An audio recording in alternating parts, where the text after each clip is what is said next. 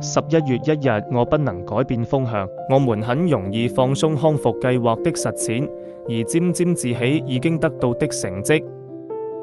如果那樣的話，我們會引來麻煩，因為酒癮是個狡詐的對手。是酒者護戒協會第64頁，我的第一個助幫人告訴我，祈禱和冥想有2點：第一，我要開始；第二，我必須堅持。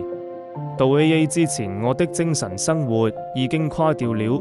如果說我曾想到過呼喚上蒼的話，那只有在我的頑固使我工作無能為力，或難以抵擋的恐懼感挖開了我的自信的時候。